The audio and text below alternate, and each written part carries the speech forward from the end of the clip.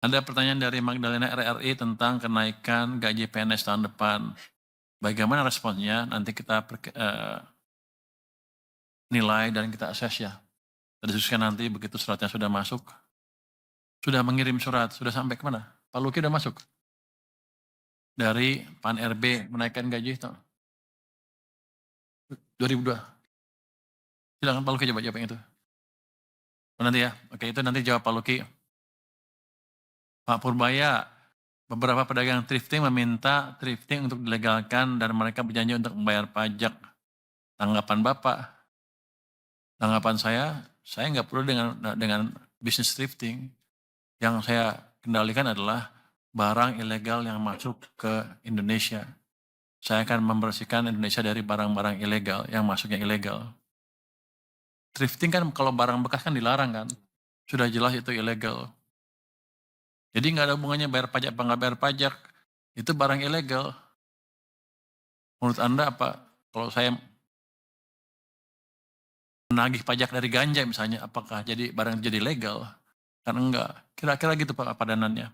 Jadi itu utamanya ya. Pak Purbaya tadi dari Alif Rahman ya. Pak Purbaya dari Alif Rahman lagi. Adrian juga menyebut impor taksi ilegal dari Cina lebih banyak jumlahnya dibandingkan thrifting. Tanggapan Bapak, ya nanti kita cegat di pelabuhannya, kita periksa lebih teliti lagi. Kita akan investigasi lebih dalam dari kasus-kasus yang nyelundup, pasti kan ketahuan nanti siapa yang pengimportnya. Kalau dulu bisa lepas, ke depan nggak bisa lagi. Jadi memang kalau ilegal ya kita beresin. Terus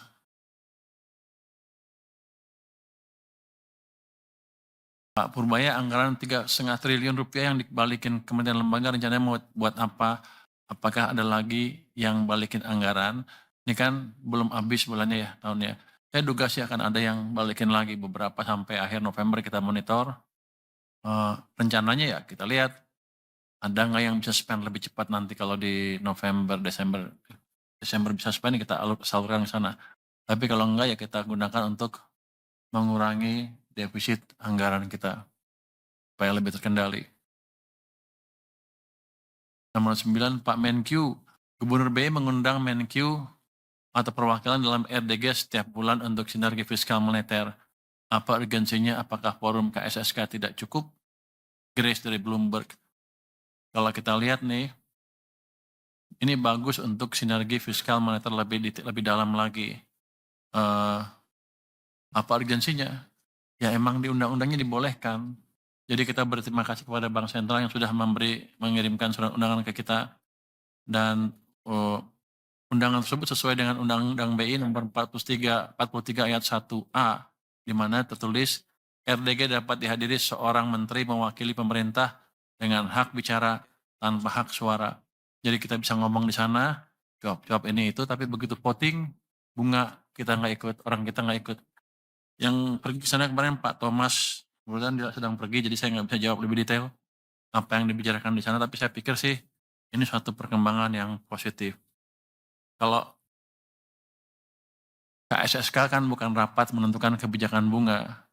Kalau ini kita kirim orang sana pada saat rapat penentuan kebijakan bunga. Jadi kalau ada itu kita bisa sinkron, paling enggak pandangan pemerintah bisa diperhatikan oleh Bank Sentral juga. Ini sudah didesain oleh para pembuat undang-undang kita. Jadi kita hanya ikut aja. Ini bukan hal yang baru. Mungkin dari saya itu aja. Silakan teman-teman ya yang lain bisa menjawab. Mungkin satu-satu. Anda dulu. Siapa dulu? Ya, urut aja. Pak Wamen dulu. Pak Luki silakan Pak. Izin Pak Menteri.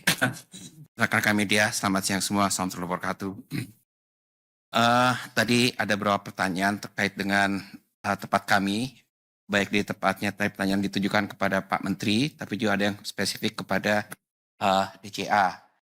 Sebenarnya sih sama mirip-mirip juga sih pertanyaannya ya. Tapi pertama tadi yang disampaikan oleh pertanyaan kepada Pak Menteri dari Magdalena ya, DRRI, pada intinya kita baru saja menerima surat dari Menpan Nah, saat ini tentu saja sedang kita kaji, sedang kita pertimbangkan, kita belum mengambil keputusan apapun juga. Tapi faktor-faktor yang dipertimbangkan itu banyak. Ini bukan hanya simply kita naikin gaji gitu, nggak seperti itu.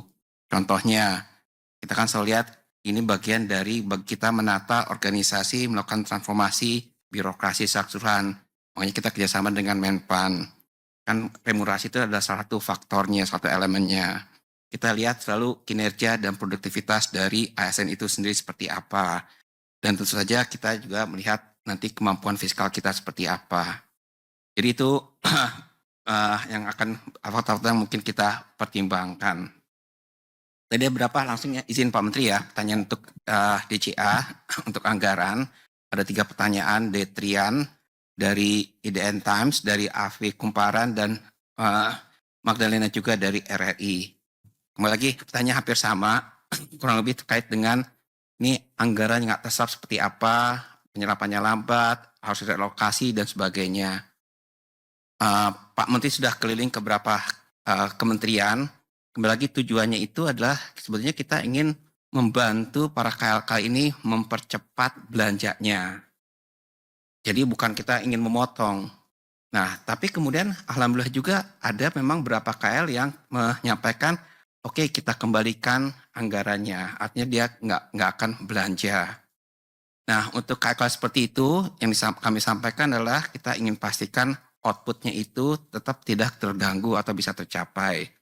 Kalaupun ada pergeseran, kembali lagi misalnya program prioritas presiden, itu yang kita dorong terus supaya tidak ada gangguan atau tidak tercapai. Itu yang kita lakukan. Jadi kalau ditanya sampai dengan tadi sampaikan oleh Pak Wamen, belanja KL kita itu kan sampai dengan Oktober ini sudah 75,4%. Itu kan cukup baik. Memang ada revisi-revisi dan sebagainya. Kalau angka dengan Pagu yang revisi itu sudah mencapai 67% dari Pagu outlook-nya. Itu yang kita dorong terus dalam 1,5 bulan terakhir ini supaya tadi belanja ini bisa optimal. Kembali lagi intinya adalah bagaimana membantu mempercepat pertumbuhan ekonomi. Jadi tujuan itu sekedar memotong atau menginikan belanja-belanja tersebut. Kita ingin belanja itu benar dimanfaatkan sebaik-baiknya. Mungkin itu pertanyaannya ya, karena yang 3 pertanyaan tadi itu sebenarnya mirip-mirip saja terkait dengan tadi penyerapan anggaran, geseran anggaran dan sebagainya. Mungkin itu Pak Menteri kami kembalikan. Oke, terima kasih. Silakan Pak Sipa. Ketika ada sesuatu yang tidak benar, kita suarakan. Ini bagaimana semua terangin dia sedungu ini? Ini manusia pecundang yang sangat merugikan bangsa kita ini. Saatnya jadi member eksklusif di channel YouTube Official ID. Tantang lagi para nama sumpah di antara Al-Quran. Dia pengen masuk TV. Konten-konten premium yang tidak tayang di TV. Live interaction. Halo pemirsa Ayu, sini baru Emoji dan badge spesial. Reakses konten pilihan. Klik YouTube Official iNews. Join member hanya Rp10.000 per bulan.